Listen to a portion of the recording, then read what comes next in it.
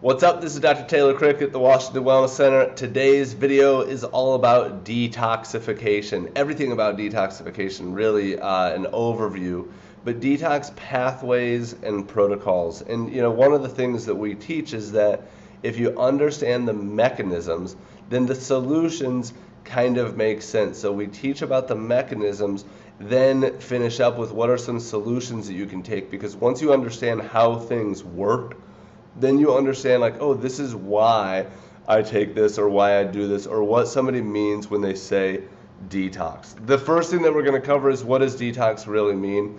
And so I had somebody say recently, somebody that I don't know this person, but I know them third person, and they said, why do you need to detox? You have a liver. And that's really dumb, in my opinion. So just, there are over 80,000 new man-made chemicals that have been introduced to our environment. We're exposed to toxins all the time. And now I will be the first to admit that detox is a buzzword, okay? So we're going to talk about what does detox really mean. But we really do need to have good detoxification pathways. We see it all the time in clinical practice. We go over some other videos on things like the cellular danger response and what happens to your body on a cellular level when it's exposed to toxins. And there's tons and tons and tons of literature about the toxicology of things like heavy metals, of course, but also things like pesticides and plasticizers and BPA in inducing autoimmunity and parabens, and then there's the umbilical cord blood studies showing 280 plus toxins found in babies' umbilical cord blood. There's plenty of scientific literature to show that our bodies are exposed to toxins, that they accumulate toxins, that these toxins bioaccumulate over time, and that when we are exposed to toxins on a cellular level, certain metabolic and inflammatory pathways shut down, like methylation, like we're going to talk about, and detox, and gut microbiome, and neurotransmitters, and just all this inflammation. So anyway, I digress, but detox is really, really important. So it's a conversation that we're having with every single person. It's a conversation that every single person should have with themselves. How well am I detoxifying? So what does detox really mean? So it is a buzzword, but it's also everything. So your body is constantly detoxing in thousands of ways every single second. So detox means a ton of stuff. There's a ton of processes that fit into what detoxification means on the metabolic and on the cellular level. On the tissue level and on the organ systems level, we're going to talk about all those a little bit. When the detox pathways get overwhelmed by a toxic burden, then immune disruption occurs, symptoms worsen, and chronic diseases occur. So these are toxins like metals, like molds and mycotoxins and other biotoxic illnesses like Lyme, glyphosate, that's ubiquitous in our food supply and just kind of everywhere now, even in organic food. The main ingredient, the active ingredient in Roundup, it's everywhere. Other pesticides, fertilizers, things like that are in our food supply at such a nano level that they're not detected or they're not filtered out, when our food gets processed. And they're still in there, and we're exposed to them all the time. Just think about, where your food came from for a lot of these. BPA and plasticizers, think about where your water comes from. Think about what your food is stored in. And other chemicals that are just kind of everywhere, like pressed wood, for example, cabinets, new carpet. We have new carpet out upstairs. Somebody was in here, I was gone, they were here with my wife, and they said, oh, tell Taylor I can smell those VOCs, because they know that that's going to get under my skin because it's for sure in there. So these chemicals are everywhere. So that's your toxic burden. So what does detox really mean? Well, all the time your body's bucket is being filled. We talk about this metaphor all the time, and it makes sense, and it's very real, that your body's bucket is being filled at all times by things in your environment. The chemicals, the pesticides, the metals, coming from your air, your water, your food, your personal care products, etc. And just like a bucket, it's not like one hose is filling that up. And maybe, let's say, a bucket like out in your yard during a rainstorm. It's not like one hose is filling that up. It's drop by drop by drop, and over time you fill that thing with 1,000 drops, you fill that thing with 10,000 drops, and over time it fills up and it overflows. So it's not that all of a sudden it's just like scooped up into the pool and all of a sudden filled. It's filled up drop by drop over time. So each exposure, limiting each exposure wasn't a cause. You know, every time you breathe in dirty air, it's not like a cause of your sickness, but it's a drop in the bucket. So your bucket has to empty all the time too. Your body's detoxifying. We're going to go through those mechanisms, but your body has to empty and it has to get rid of these toxic compounds all the time. And there are genetic controls for this. So some people, their bucket has big holes in it and they detoxify really, really efficiently. And their bucket doesn't fill very quickly because it's got big, huge holes in it that just lets things dump out. So these are genes, or what's called SNPs, which are bad genes, which are called single nucleotide polymorphisms. They're mutations. But you can have SNPs and you can have your genes evaluated pretty cheap and pretty easy. I've had all my detox genes evaluated. But things like CYP, cytochrome P450 genes, MTHFR, MTRR, some different methylation genes, CBS genes, some transsulfuration genes, GST, some glutathione genes, SOD, superoxide dismutase. There's tons and tons and tons of genes that code for different enzymes, that code for different proteins, that make up these detox mechanisms. So just the fact that you have one or two bad genes, it does not matter. It's like having one or two small holes in your bucket instead of having big holes. You've got hundreds of other little holes in there. So getting too hung up on one gene is not my recommendation. Like MTHFR is by far the most famous. Just because you have MTHFR doesn't mean that your body doesn't empty at all. It just means that one of your holes could be a little bit bigger and instead it's smaller, so it's got a smaller leak. And if you do certain things to gunk that hole up, it's going to get even smaller yet. And if it gets gunked up, it can gunk up other holes. And it is important, so I'm not trying to say it's not, but hopefully you get my point, and that's your bucket. And that's how your body fills with toxins. So how does this happen, or how does it empty? Well, there are three phases. So phase 0 is just avoiding toxins. So if you do something like change out, like let's say you install a shower filter on your shower, well, you've just helped your body detoxify because you've stopped one of the sources. So that's a phase of detoxification. Let's say you change out your deodorant for like, you know, some name brand junk one from Walgreens maybe, and then you traded it out for like an organic brand, or, you know, something with no aluminum or no parabens or no this or no that. You've avoided toxins in the first place. But then the toxins, when they enter your body, they go through these different phases where your body takes them and it converts them into one thing, and then it converts them into another thing, and then it gets rid of them. So it can't just take the toxin and get rid of it as it is. It's got to convert it and make it into a less harmful source so that it can be excreted. So phase 1 is something called the cytochrome P450 enzymes. There's a whole lot that goes into phase 1 and phase 2 of detox. I purposely kept it pretty simple up here because you don't really need to know all the details, or you don't really need to know, like, you know, all the different supporting nutrients and things. There's a plethora of them that are responsible for these phases. But phase 1, your body takes these harmful toxic compounds and it converts them into something that's actually more toxic and more harmful at first. So if your phase 1 is very, very active, but then your phase 2 is kind of slow or sluggish, that's a problem. That's called a pathological detoxifier. And then your phase 1 makes it into these really, really harmful compounds, and then those can recirculate. So you got to have both phase 1 and phase 2 active. So phase 1, cytochrome P450, we got a slide on this in a second too. Phase 2, it then conjugates these toxins, makes them water soluble, puts these conjugated toxins into the bile. So in phase 3, then the toxins are eliminated through the bile, also through the urine, through the sweat. And so these are the phases of detox, you know, just very briefly. So it takes these fat soluble toxins, phase 1, and it takes the cytochrome P450. And even this drawing, this poster is pretty basic, but here are some things that support it. Different antioxidants, things like N-acetylcysteine and glutathione, things like B vitamins, zinc, kidney and liver herbs, oxygen, different amino acids support this as well.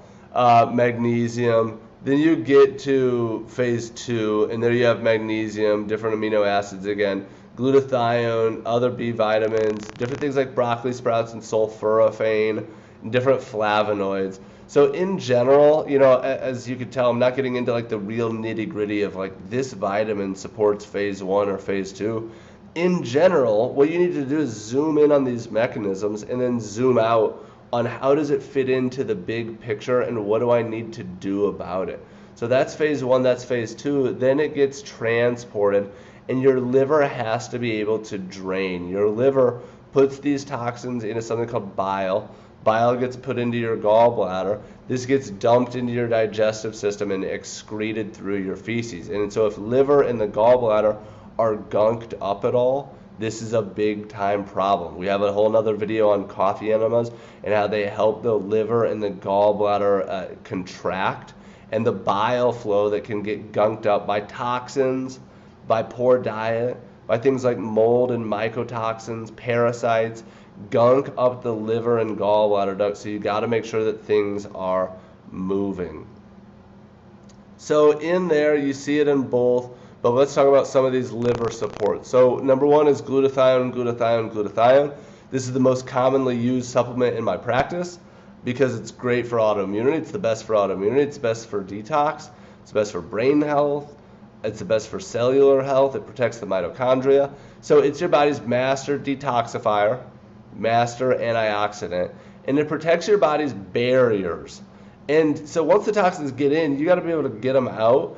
But you got to keep them out in the first place. So your barriers are the fences that keep toxins out. So you got to have a good lung barrier.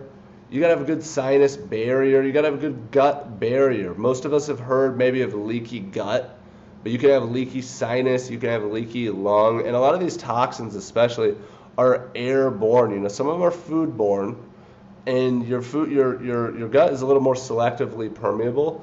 Your sinuses and your lungs, you know, you breathe things in, they get in pretty quickly. That's why like people snort cocaine, because it gets in really quickly. And that's why people smoke and do things instead of eating tobacco, I guess. But things take really quickly through nebulized, through oral, through inhaled routes. So you want those barriers to be really solid and really strong and really protected. So how can you get more glutathione? Well, there are supplements that you could take, like N-acetylcysteine is the main building block. It's the cheapest way. It's not necessarily the most effective way, but it will raise glutathione.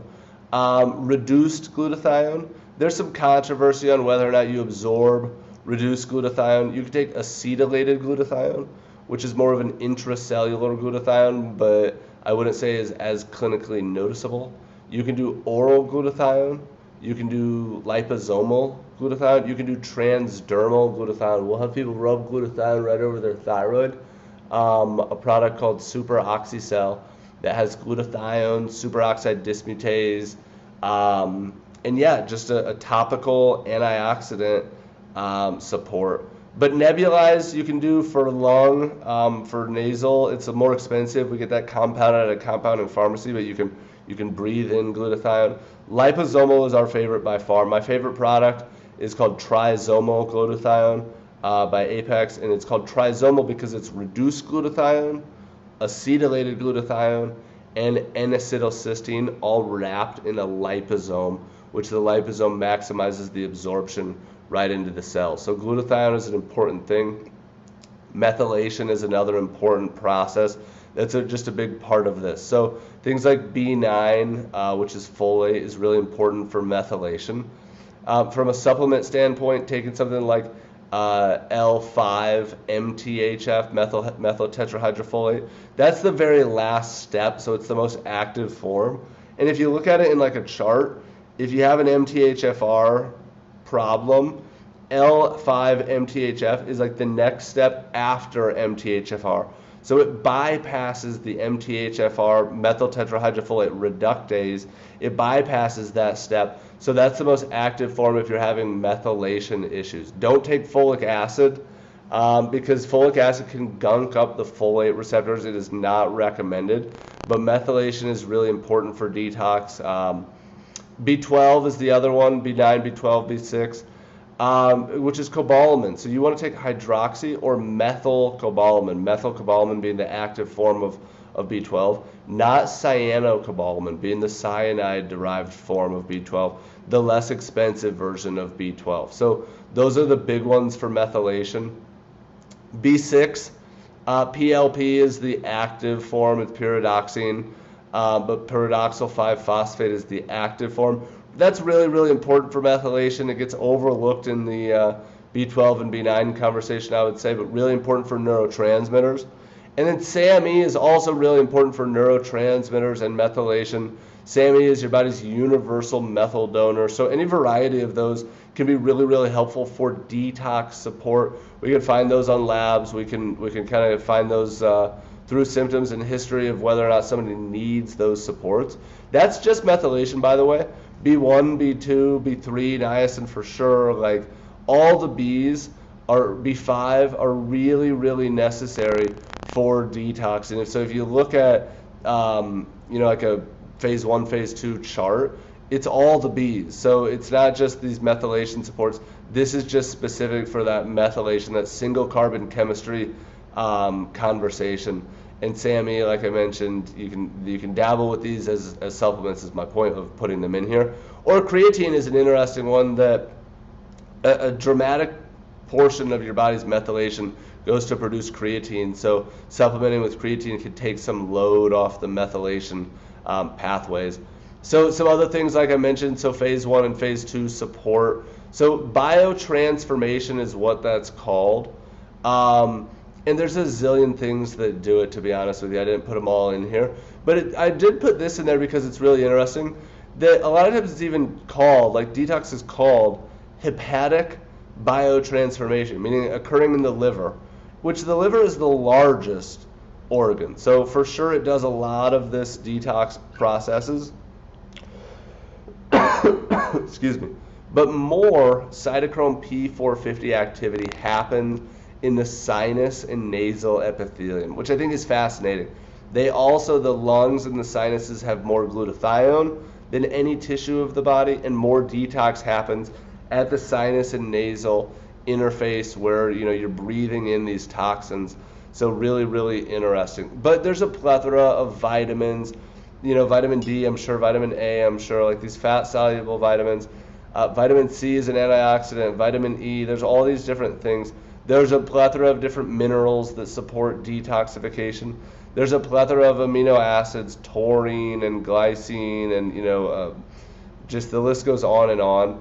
There's all the antioxidants, there's herbs, there's a tremendous amount of varieties that support these things. But what I encourage is, some of the things that I already mentioned, and maybe taking a liver support, but really keeping in mind the big picture of it. It's not about how can you supplement your way out of this, but how does this fit in overall with how well our body's detoxifying?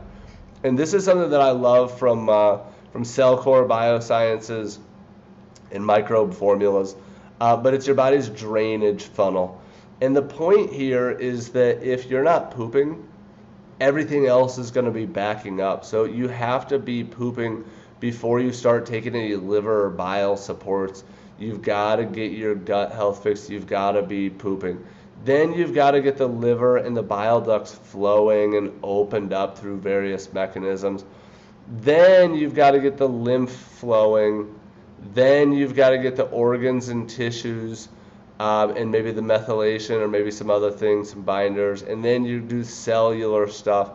So it's got to happen in the right order, this detox drainage funnel. So some other things. These slides are in kind of a weird order, I guess, but so lymphatic drainage, some things that you can do to make sure that your lymph is continuing to flow.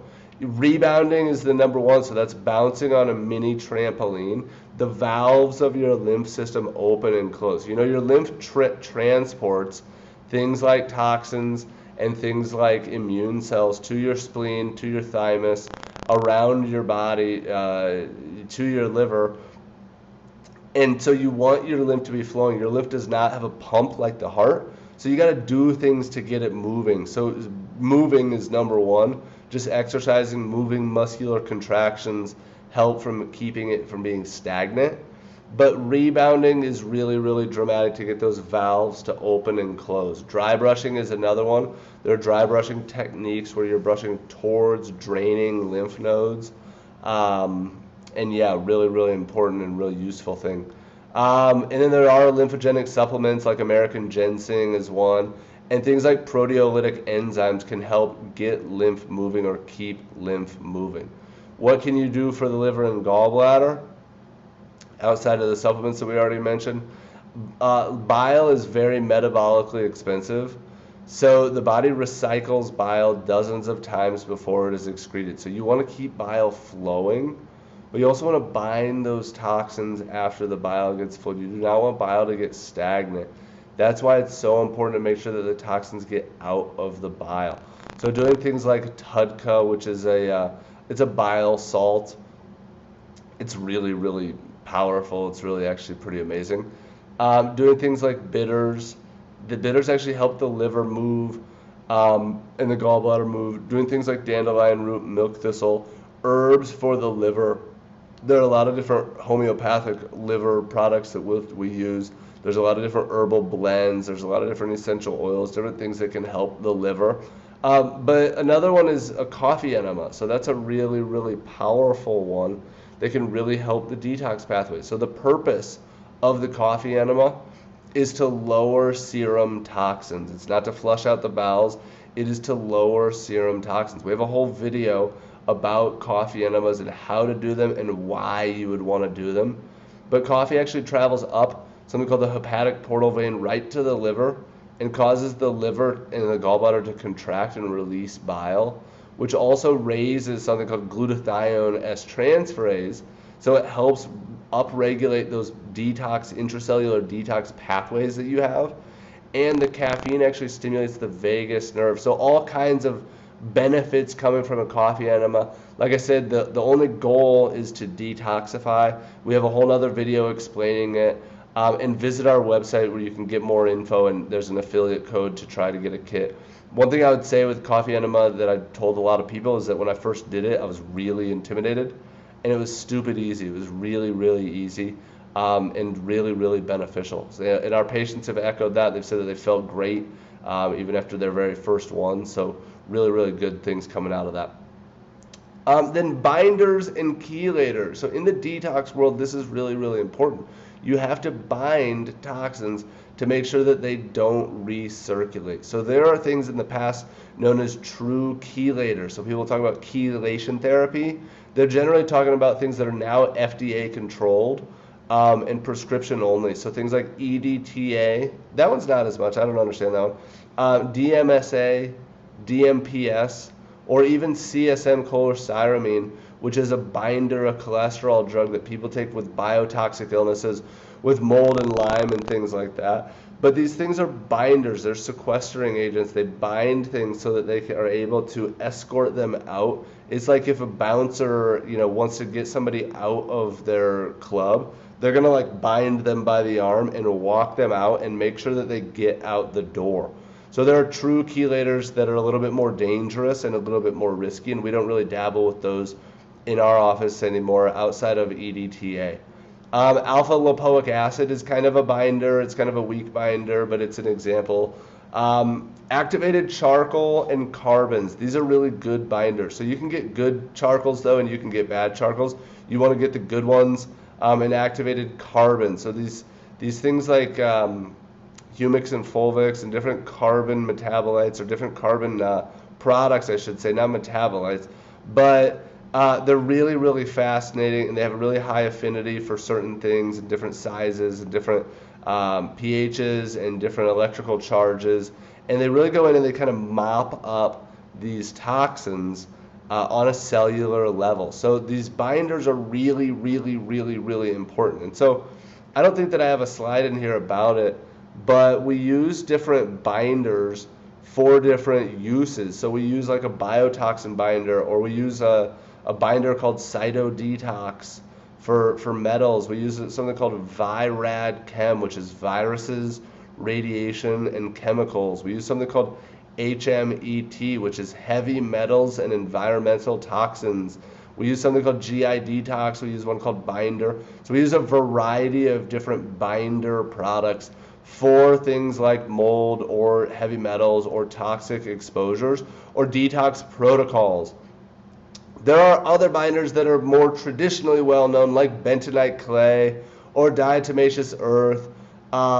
Things that moms will have used with their kids maybe from time to time. Things like zeolites even that have been used traditionally. Zeolites are even used in like oil spills. So they're known binders, but there are now some new and novel zeolite formulas that can cross cell membranes, that can get more intracellular, that can bind a wider variety of toxins.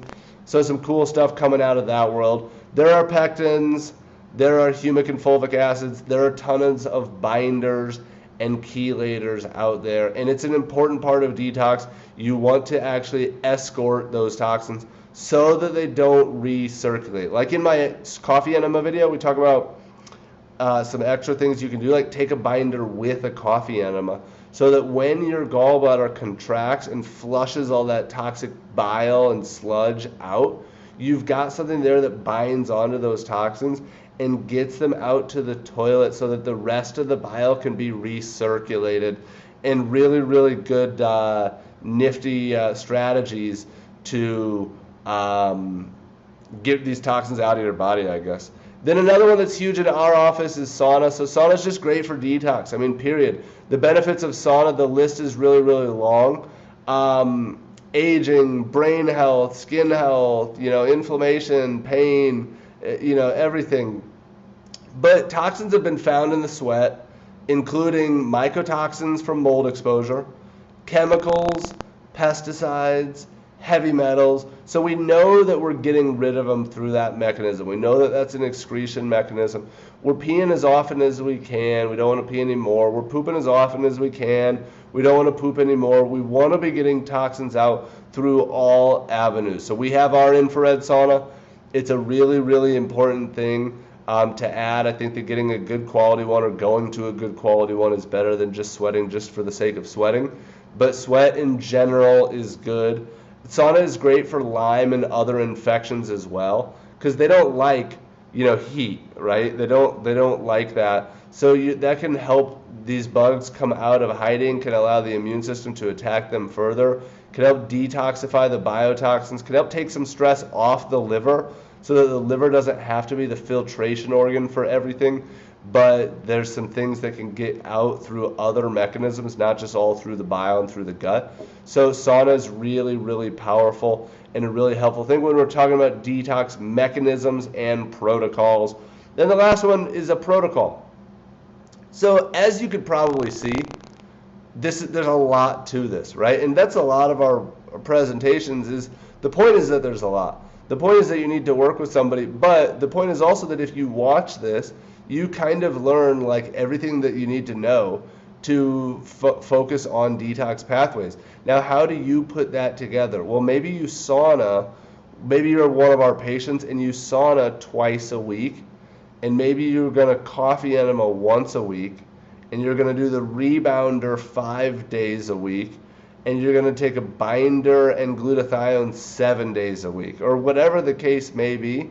But we're going to protocol this or structure this, but it's customized. And it's based on many, many factors, like how often do you poop? If you go every other day, we got some work to do. We're starting there. How often do you sweat? Do you sweat? If you don't sweat, it is a red flag to me. How do you feel when you walk into Bed Bath & Beyond and you're exposed to a lot of chemicals? How would you feel if you were trapped on an elevator with somebody with a cologne? How do you feel around cleaning supplies versus how do you feel if you walk into a dusty or musty or damp home? Do you show things on your labs like high homocysteine, high MCV, high liver enzymes. Gosh, you know, the list goes on and on. So it's a combo of all of the things that we previously discussed, but most of those things can be done really, really often. I mean, if you want to max it out, if you're really toxic or really sick, you can sauna every day. You can do coffee enemas 4 to 5 times a day if you're doing something like a Gerson protocol. You can do rebounding, you know, you could do 10 minutes 5 times a day. You could do, you know, your supplements obviously have a limit, but there are a plethora of things that you can do, and there's an unlimited amount that you can do. But the goal isn't to dump the entire bucket all at once, I don't think. The goal is to just make sure that the bucket is emptying faster than it is filling. And for some of you, the goal is to clear up some space so that you've got a little bit of room, that you can add a little bit of toxins without overflowing it. But the goal is to keep the level of the bucket at a manageable level and make sure that it's emptying faster than it's filling. So that was a mouthful on detox pathways and detox protocols. How do we put all this together, from vitamins and supplements to lifestyle to rebounding to coffee enema to sauna to all the different things? Hopefully that was really, really helpful and gave you some insight to support your detox. Leave us some comments, leave us some likes and reviews, or subscribe to our channel for more videos, because there's a lot more coming down the pipeline.